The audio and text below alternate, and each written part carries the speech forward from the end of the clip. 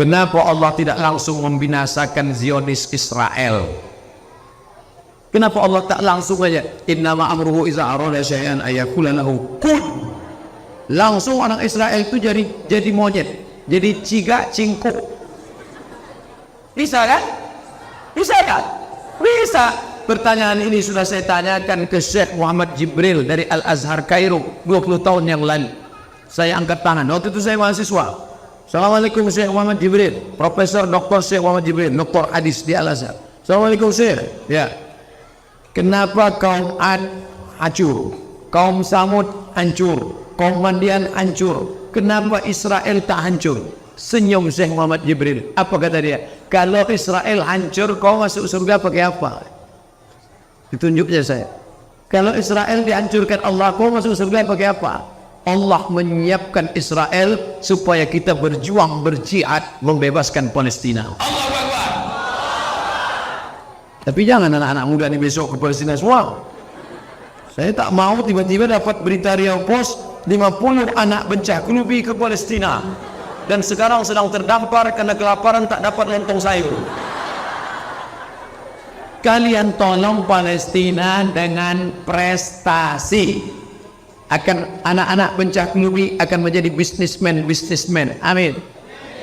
Tiba-tiba nanti ada anak bencah kelubi yang menyumbang $50.000 ke Palestina untuk membebaskan, menolong, buat sumur bor, menyekolahkan anak-anak Palestina, memberikan bantuan beli perban, membangun rumah sakit Indonesia sebenarnya di Palestina. Siapa yang membangun itu? Tiba-tiba nanti ada rumah sakit bencah kelubi hospital. Siapa yang tidak bersyukur? Bangga kita. Bisa. Tapi itu target jangka panjang. Untuk jangka pendek kita selesaikan aja mesin ini. Anak muda harus bermimpi. Kalau Anda tidak pernah bermimpi, maka Anda tidak akan pernah melihat mimpi menjadi kenyataan. Betul? Orang yang paling terjajah adalah untuk mimpi pun dia tidak berani. Mimpi pun tak berani. Apalagi menghadapi dunia nyata. Maka kau mesti berani bermimpi. Tapi ingat, kakimu harus tetap menginjak ke tanah. Gantungkan cita-citamu setinggi bintang di langit, tapi kakimu tetap injak ke tanah. Kalau kakimu tidak injak ke tanah, berarti kau hantu.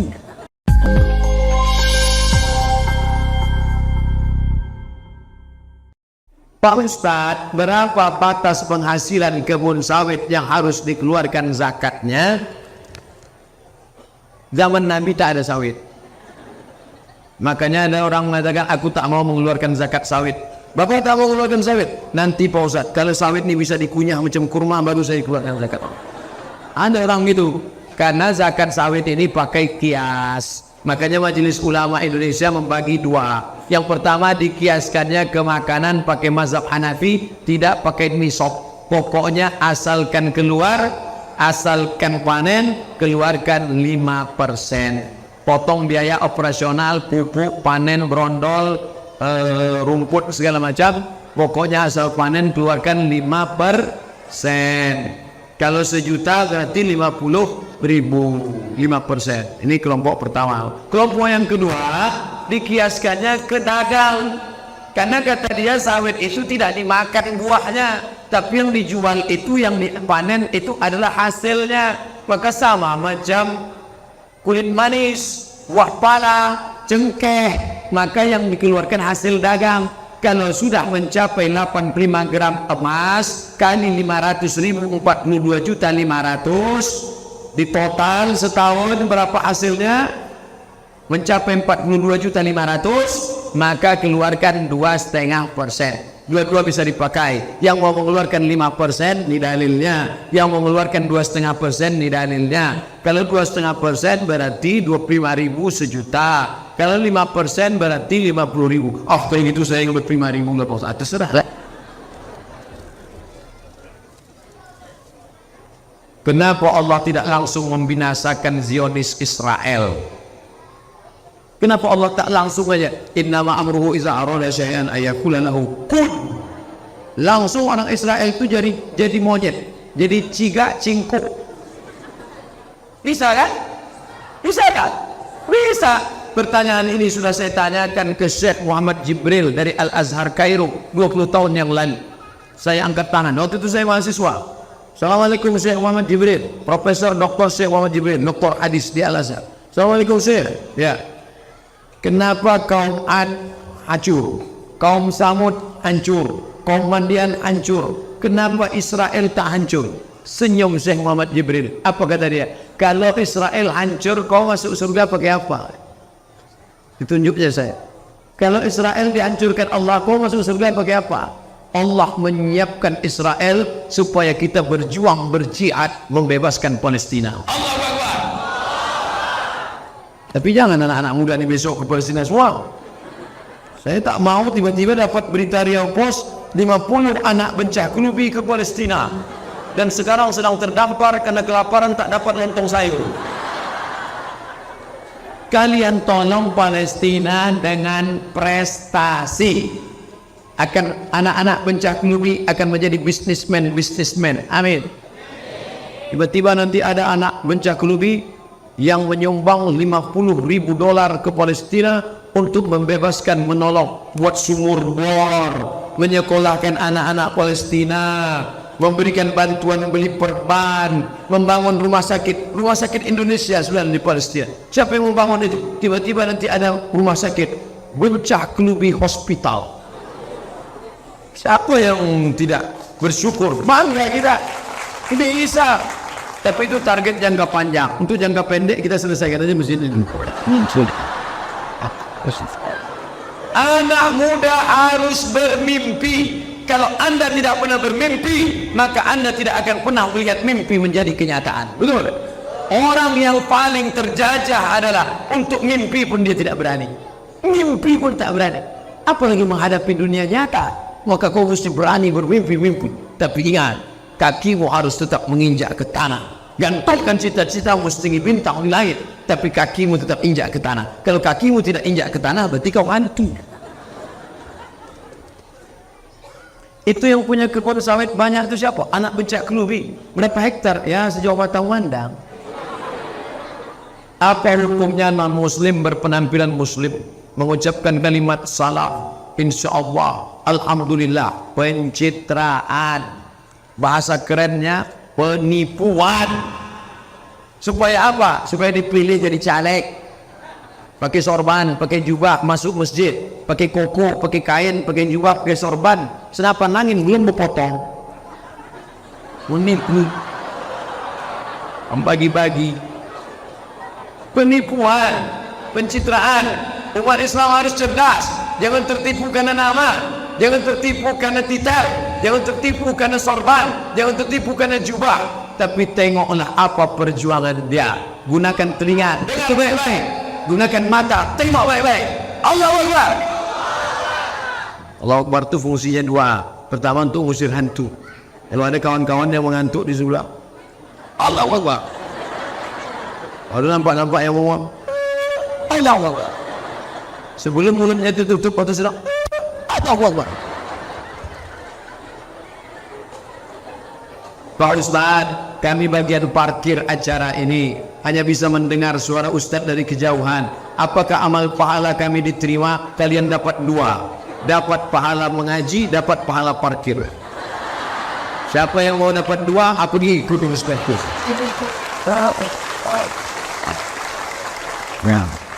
Yang nyuting ini dapat dua juga, dapat pahala mengaji, dapat pahala nyuting. Sekarang pengajian yang mendengar nih, tapi nanti kalau mereka upload nanti ke YouTube, Instagram, beratus ribu viewer menonton. Bayangkan kalau diuploadnya ke Instagram, Instagram Ustaz Somad. Yang mana Instagram Ustaz? Itu yang followernya 4 juta itu. Bayangkan sekali tonton 4 juta. Penduduk Riau 6,5 juta. Penduduk Pekanbaru 1,2 juta. 4 kali lipat 4 penduduk Pekanbaru itu yang akan menonton. Pahala. Maka anak-anak muda ini luar biasa. Itu kalau yang banyak yang merekam ini, banyak merekam. Tahap itu hidup dah tidak Allah ada.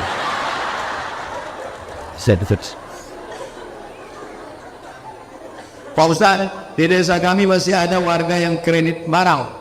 Mohon penjelasannya Pak Ustaz. Kalau uang dengan uang riba, pinjam 100 ribu, bayar 120 riba. pinjam 1 juta, bayar 1.100.000 riba. Tapi kalau uang dengan barang tidak riba. Pinjam, beli panci, cicil, tidak riba. Karena akadnya uang dengan barang. Kalau uang dengan uang riba. Tapi kalau ada pihak ketiga, motor orang kredit motor, ada pihak ketiga, finance, keuangan, itu riba karena tak langsung. Tapi kalau Bapak Kades punya motor, saya mau beli motor, Pak Kades, ku beli motor Pak Kades, ku cicil, tidak riba karena akadnya uang dengan barang. Tapi kalau ada pihak ketiga, maka membayar uang ke pihak ketiga, uang dengan uang, motornya dibeli cash, itu riba. Pokoknya mudah saja, uang dengan uang riba, uang dengan barang tidak riba. Apa hukumnya beli beras dari amil zakat untuk dizakatkan lagi? Udah selesai udah. Ini udah bulan haji, apa cerita zakat juga lagi? Ini beras 2,5 kilo. Aku beli beras ini 2,5 kilo tunai, maka beras menjadi milik saya. Sekarang saya bayar, aku bayarkan ini beras sebagai zakat fitrahku bulan ini tunai. Sekarang beras ini milik siapa? Kita ulang balik. Memang kalau kurang cairan payah nangkap. Saya datang ke masjid membeli beras. Aku beli beras ini 2,5 kilo tunai. Sekarang beras punya siapa? Punya saya. Lalu beras ini saya bayarkan. Aku bayarkan zakat fitrahku tahun ini tunai. Sekarang beras punya siapa? Beras punya 8 asnaf. Nama sadaqatun lil fuqara wal masakin wal amilina 'alaiha wal mu'allafati qulubuhum wa fir riqab wal gharimin wa fi sabilillah fi sabil. Sekarang saya beli lagi beras itu. Aku beli beras ini 2,5 kilo tunai. Sahkah jual belinya? Tidak. Karena Bapak ini bukan pemilik beras. Kita tak boleh menjual barang yang bukan milik kita. Aku jual sawit 2 kapling tunai. Punya siapa? Engkau. Mana bisa? Kecuali dia memang tukang jual beras. Kumpulnya 2,5 kilo, 2,5 kilo, 2,5 kilo, dibuatnya 100 kresek. Itu boleh. Tapi kalau beras itu juga, aku beli, aku jual, aku beli, aku jual, aku beli, aku jual. Lama-lama kuyat. Akadnya sudah bermasalah. Makanya saya berpegang kepada mazhab Syafi'i. Saya kalau bayar zakat fitrah dari sejak pulang dari Maroko 2008, ini 2018, sudah 10 tahun tak pernah saya bayar zakat fitrah pakai uang, tak pernah. Saya bayar zakat fitrah pakai beras. Saya beli beras, masukkan ke kresek, saya sendiri nyerahkan. Aku bayarkan zakat fitrah untuk aku bayarkan zakat fitrah untuk keluargaku, aku bayar zakat fitrah untuk anakku, aku bayar zakat fitrah untuk emakku. Bawa, jangan malas mau beras, beli beras, bayarkan beras. Kalau mau berpegang pada mazhab Syafi'i. Tapi kalau mau pegang mazhab Hanafi, pakai duit. Ini banyak orang campur mazhab, dari rumah Hanafi sampai masjid Syafi'i.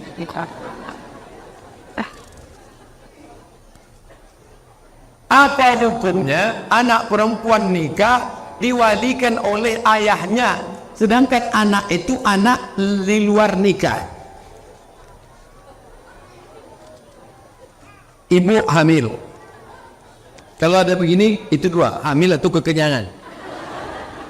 Lalu hamil 6 bulan, 3 bulan, 7 bulan, 8 bulan, dinikahkan. Aku nikahkan engkau dengan anakku dengan mahar sebentuk cincin emas tunai. Nikah itu sah. Menurut mazhab Syafi'i nikah itu sah. Buka kitab Al-Fiqhul Islami wa Adillatuh. Nikah sah, tak perlu diulang. Yang jadi masalah, nanti waktu anak lahir muncul 4 masalah. Pertama, anak yang lahir itu nanti tak boleh pakai bin bapaknya.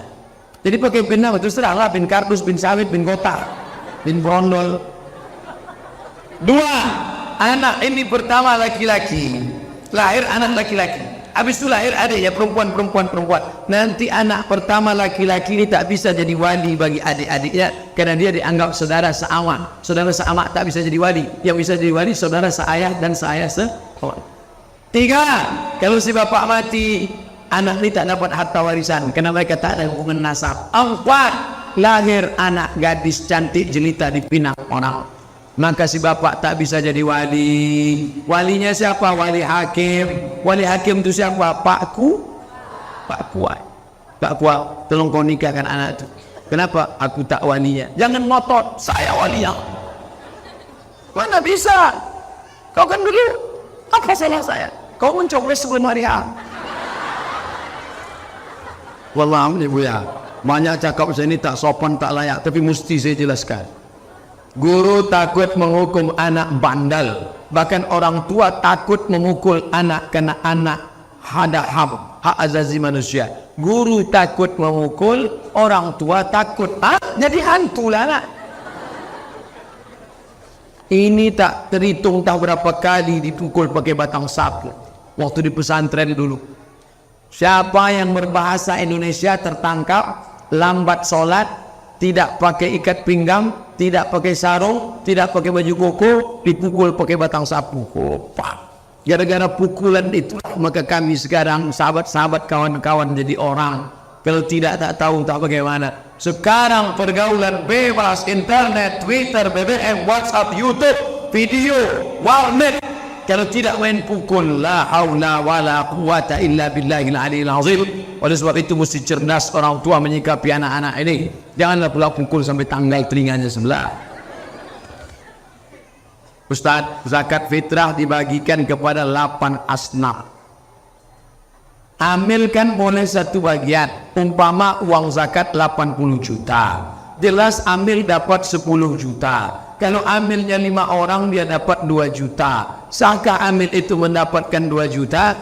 Zakat fitrah tidak bisa dibagi per asnaf, tidak bisa dibagi per kepala, maka pembagiannya berdasarkan musyawarah. 8 juta dibagi per asnaf. Sejuta. Ambil cuma 1 orang, 1 juta. Fakir miskin 100 orang. Dapat 50 ribu. Mana bisa? Kalau gitu tak usah per asnaf, kita bagi per kepala. Per kepala, ambil cuma 1 kepalanya. Dapat 10 ribu. Anak yatim, fakir miskin, 2.000 fasolasi do, 2.000 pamire do. Mana dapat 90 ribu? Bagi per kepala tak adil, bagi per asnaf tak adil. Maka zakat fitrah itu dibagikan bermusyawarah antara alim ulama, nenek mama, tokoh masyarakat, RT RW. Jangan lupa libatkan pihak kepolisian, karena polisi perlu, dia yang punya pistol kan. Karena tahu ada perkelahian. Zaman Nabi dulu bagaimana zakat fitrah ini? Zakat fitrah zaman Nabi tidak dibagi per asnaf. Langsung pagi bawa gandum serahkan ke fakir miskin. Enggak apa fakir miskin. Nih, dulu begitu. Sekarang pakai amil. Maka dimusyawarahkan. Ini cocoknya bapak ini berapa? Ini ibu ini janda 1. Cocoknya dia dapat 5 kilo. Dah. Ini janda 1. 5 kilo juga? Enggak. Dia janda 1 tapi anaknya 5. Kalau gitu cocoknya 50 kilo. Ini amil nih susah. Tukang timbang, tukang kutip cocoknya begini. Musyawarah. Kalau tidak dimusyawarahkan, maka ini akan menjadi persengketaan. Itulah kaji kita malam ini. Mudah-mudahan menjadi rahmat dan barokah. Jangan lupa yang akan kita bawa mati menghadap Allah adalah 1, 2, 3 sak semen yang menutup batu bata yang terbuka ini. Mana kotak-kotak tadi? Kotak. Anak-anak muda, mari kemari 4 orang. Siji loro telu papat. Sadak 2 tondu ompek, cik 2 3 ompek. 4 orang. Pegang 4 ujung sorban. 4 orang. Pegang, bawa ke keliling. Hanya menerima duit 10 ribu ke atas. Ustaz Somad ni nyuruh aja. Jangan-jangan dia tak ngasih duit. Ni duit sini. Akan datang kalau undang saya kasih tahu masjid itu dah siap atau belum. Sini dulu nih, sini dulu. 1, 2, 3, 4, 5. Cuma itu ada duit. Udah. Minta yang lain. Jauh-jauh, makin dekat makin sakit hati tengok. Untuk membeli semen, untuk membeli batu bata, walaupun masjidnya tak meminta, kita ingin persiapan mati menghadap Allah. Maka tak apa yang kau makan busuk. wa man labista fa'abaita, yang kau pakai laku, mobil tinggal, sawit tinggal, karet tinggal, yang kau bawa adalah itulah duit Allah. Itulah yang akan dibawa mati menghadap Allah Subhanahu wa taala. Jangan lupa sorbannya balik kali. Tabakal. Ala hazihin yang terus walaupun kami berdoa terus berkeliling. Ibu-ibu ni yang paling penting karena dompet bapak ni ibu ni yang pegang. Ala hazinnya wa kulli niyatin salihah al-Fatihah. A'udzu billahi minasy syaithanir rajim. Bismillahirrahmanirrahim. Alhamdulillahi rabbil alamin. Ar-Rahmanir Rahim. Maliki yaumiddin. Iyyaka na'budu wa iyyaka nasta'in. Ihdinas siratal mustaqim. Siratal ladzina an'amta 'alaihim ghairil maghdubi 'alaihim waladdallin. Amin. Allahumma inna nas'aluka salamatan fid din. Selamatkan generasi anak bangsa kami ya Allah. Wa afiatan fil jasad. Sehatkan badan mereka. Wa ziyadatan fil ilm. Tambahkan ilmu agamanya. Wa barakatan fil rizq. Berkahi rezekinya. Wa taubatan qablal maut. Kasih taubat sebelum mati.